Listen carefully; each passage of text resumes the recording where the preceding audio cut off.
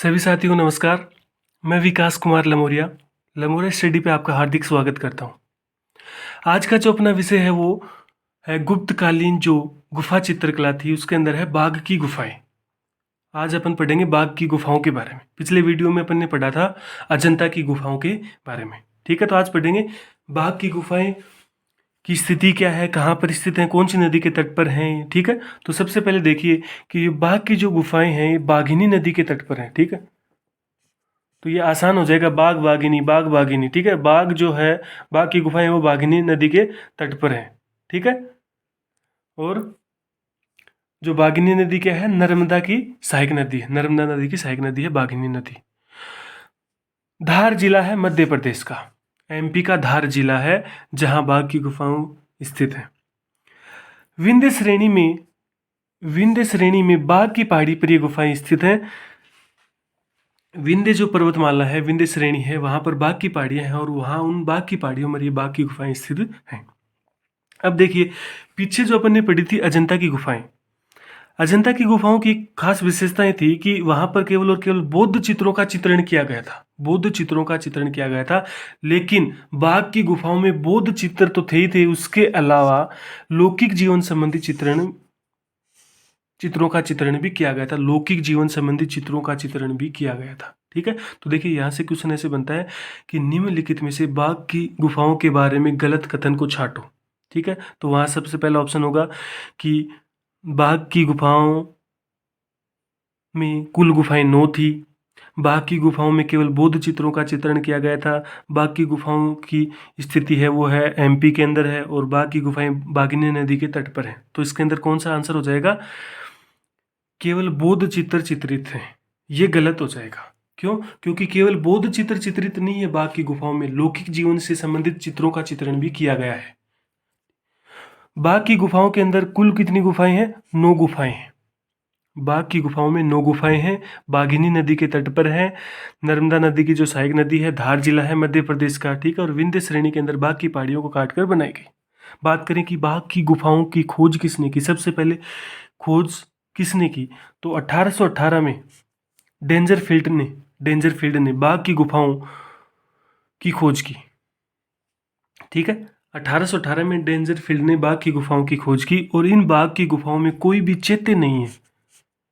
भाई 9 गुफा है, 9 में कोई चैत्य को नहीं, सारा का सारा विहार है, यानी कि 9 का 9 के हैं विहार है। और फिर से बता दूं कि चैत्यों में क्या होता है, चैत्यों में कोई चित्रण नहीं होता और विहारों में क्या होता है, चित्रों का चित्रण किया जाता है। कुल 9 गुफाएं हैं। अब याद करें करा, देखो बाघ है ना, बाघ डेंजर हो है। ठीक है, बाघ की वर्ड डेंजर हो है, बाघ बाघिनी, को विलोम शब्द याद कर लो, बाघ बाघिनी और बाघ हुआ डेंजर, यानी कि बाघ की गुफाओं की खोज किसने की, डेंजर ने की। अब बात करें इनकी जो अलग अलग गुफाएं हैं बाघ की गुफाओं के अंदर, उसमें सबसे पहली गुफा अपन पढ़ेंगे गुफा संख्या 1, जिसे क्या कहा जाता है, ग्रह गुफा। देखिए यहाँ से जो क्वेश्चन है वो सिंपल पूछे जाते हैं कि बाघ की गुफाओं में किस गुफा को ग्रह गुफा कहा जाता है, किस गुफा को पांडव गुफा कहा जाता है, किस गुफा को हाथी गुफा कहा जाता है, किस गुफा को रंग महल गुफा कहा जाता है। ठीक है, एक क्वेश्चन तो ऐसा बनेगा, या फिर इसके अलावा अगर डिफिकल्ट बनाएगा थोड़ा सा तो वो क्या पूछेगा आपसे कि निम्नलिखित में से हाथी गुफा का संबंध किन गुफाओं से है, और आपको ऑप्शन देगा अजंता की गुफाएं, एलिफेंटा की गुफाएं, बाघ की गुफाएं, उदयगिरी की गुफाएं। ठीक है, तो हाथी गुफा कहाँ पर है, बाघ की गुफाओं में।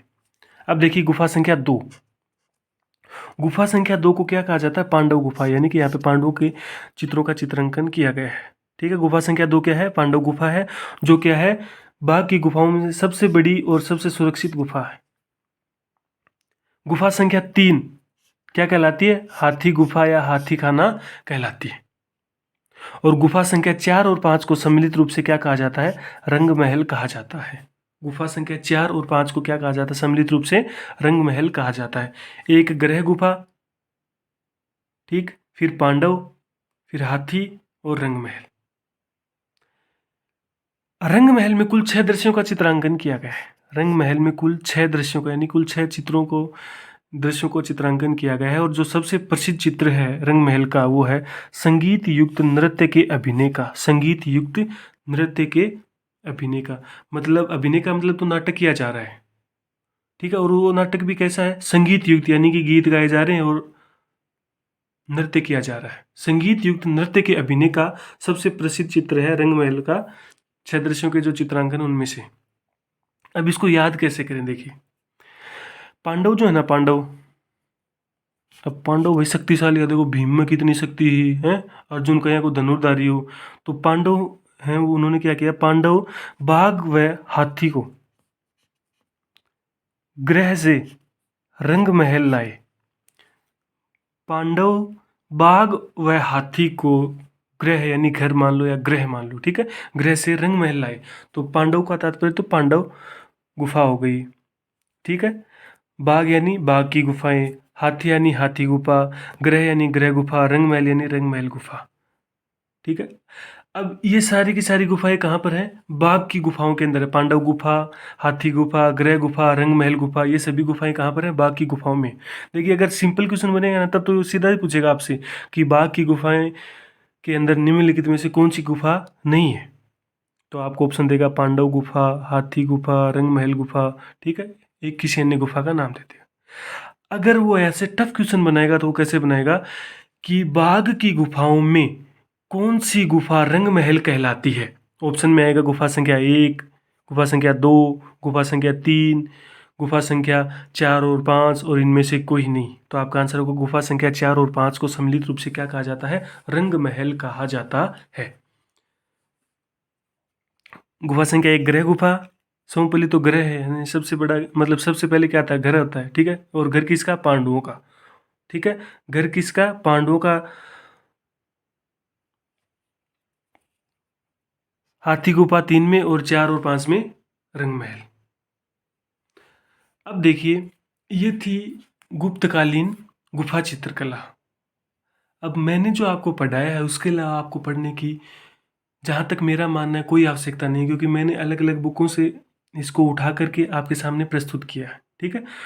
और अगर आप इसको इतना याद कर लेते हो तो भारत के अंदर होने वाली कोई भी एग्जाम, चाहे एसएससी से संबंधित हो, चाहे वो कोई स्टेट पीसीएस के एग्जाम हो, या फिर स्पेशली जो राजस्थान लोक सेवा आयोग के लिए अपन जो ये तैयारी कर रहे हैं, ठीक है, आरपीएससी से संबंधित कोई भी एग्जाम हो, चाहे वो आरएस की हो, चाहे वो आपके पास आपके कोई स्कूल लेक्चरर से संबंधित हो, कॉलेज लेक्चरर से संबंधित हो, कोई भी प्रकार की एग्जाम हो, यहाँ से क्वेश्चन बाहर नहीं जाएंगे, ठीक है।